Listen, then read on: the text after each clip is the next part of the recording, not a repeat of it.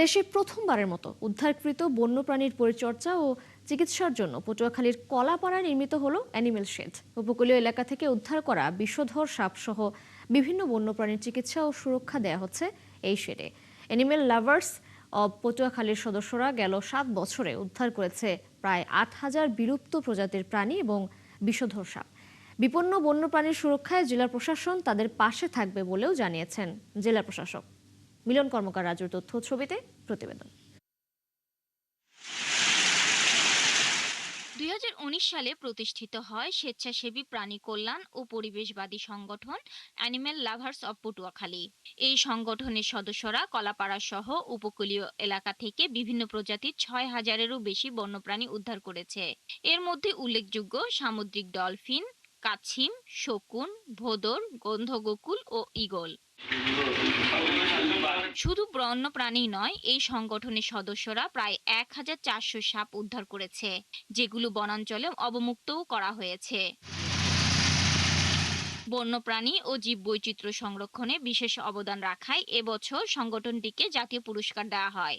সংগঠনটির দীর্ঘ বছরের দাবির মুখে উপজেলা প্রশাসন কলাপাড়ার নীলগঞ্জ ইউনিয়ন পরিষদের পাশে অ্যানিমেল শেড নির্মাণ করে দিয়েছে।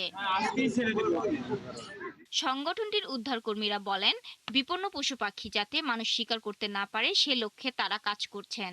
সর্বপ্রথম 2021 সালে আমরা একটি জীবিত ডলফিন উদ্ধার করি।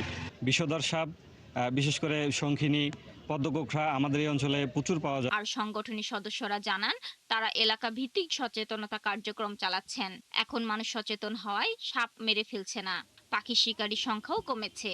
চায়না দুয়ারি জালের ভিতরে সাপ এবং গুই সাপ, বিভিন্ন ধরনের পাখি আটকা পড়ে মারা যায়। তো যাতে এইগুলো না হয়, তো আমরা সেগুলো সচেতনমূলক কাজ করে থাকি। আমাদের অনেক ধরনের এক্সারসাইজ দরকার। আশা করি আমাদের উপজেলা এবং জেলা প্রশাসকের যদি এ সম্পর্কে কোনো সহযোগিতা পাই, তাহলে আমাদের কাজটা আরো সহজ হবে। অ্যানিমেল শেড উদ্বোধন করতে গিয়ে জেলা প্রশাসক বলেন, এই সংগঠনের কার্যক্রম পরিচালনায় সব ধরনের সহযোগিতা করা হবে। আমরা উপজেলা প্রশাসনের মাধ্যমে নীলগঞ্জ ইউনিয়ন পরিষদের যে পার্শ্ববর্তী যে জায়গাটা, এটা ইউনিয়ন পরিষদের জায়গা, এখানে ইউনিয়ন পরিষদের সম্মতিক্রমে আমরা তাদেরকে এই অ্যানিমেল শেডটুকু করে দিয়েছি।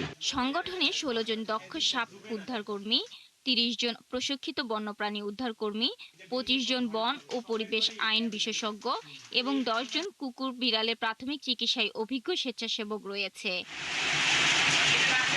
শাকিলা সিথি, 71।